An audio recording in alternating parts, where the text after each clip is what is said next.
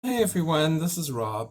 I've uploaded a video today of somebody speaking about breathing. So what they specifically mention is the importance and the connectedness of Yahweh, which is a reference to God in terms of breathing. So this video was sent to me by a colleague of mine, Ina Vigant, who is a wonderful person who helped me so much with my singing.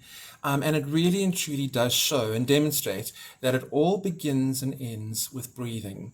Now, I don't know who did this video first, and if there's a copyright claim on the whole video. If you know who did this video, please let me know in the comments below so that I can give attribution to the person who created this video and also to the chap who spoke in the video. But I thought I would share it with you because if you're looking at improving your singing, what you need to start with is really, really good breathing. And once you've done the good breathing and your breathing has improved and you have focused on that, that is where it all begins and ends. It all begins and ends with the breathing. As my teacher always used to say to me, che respirare, che cantare, which is an Italian saying which means he who breathes sings. So there we go. I hope that helps you on your singing journey. Have a wonderful day. See you soon. Bye. Probably a lot of you know this, that when you write Hebrew, you actually just write the consonants. And what it means to be an educated Jew is to have memorized the appropriate vowels and to know how to fill in the appropriate vowels in the appropriate places. I knew that from my short Hebrew class. But the third part is what I most want to leave with you tonight.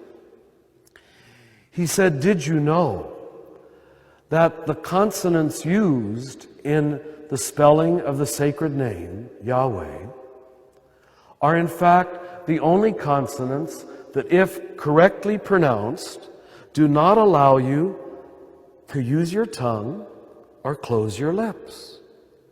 In fact, we know that the pronouncing of the sacred name was an attempt to imitate and replicate breath.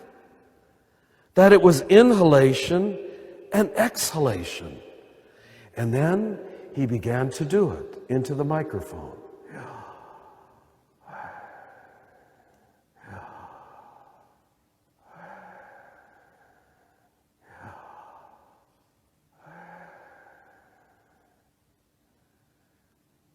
And in a few minutes, tears started being audible in the room, in a room of PhDs. I now give this to every crowd I can because it can change your life. It can change your life. If I would come back here a year from tonight, and if some of you hold on to this and begin to live it and to experience it and to practice it, your prayer life will dramatically change. But notice, it has nothing to do with thinking. In fact, it moves the entire experience to the cellular body, corporeal breath level. And it means, wonder of wonders, that the first word you ever spoke when you came out of your mother's womb was the name of God. And the last word you'll ever speak, you don't have to try to remember, do I want to say a prayer before I die? You're going to anyway. That last breath you take on your deathbed will be the name of God. And it's the one thing you've done constantly. You just did it now. And you did it again. You're breathing. And you know what? There's not a Catholic way of breathing and an Anglican way of breathing. There's not a Protestant way of breathing. There's not an American way of breathing. There's not an English way of breathing. There's not a Buddhist way of breathing. There's not a Hindu way of breathing. There's not a Muslim way of breathing. We're all doing this together. And this wonderful God has made the God Self that available, that democratic, that accessible. The gift is given.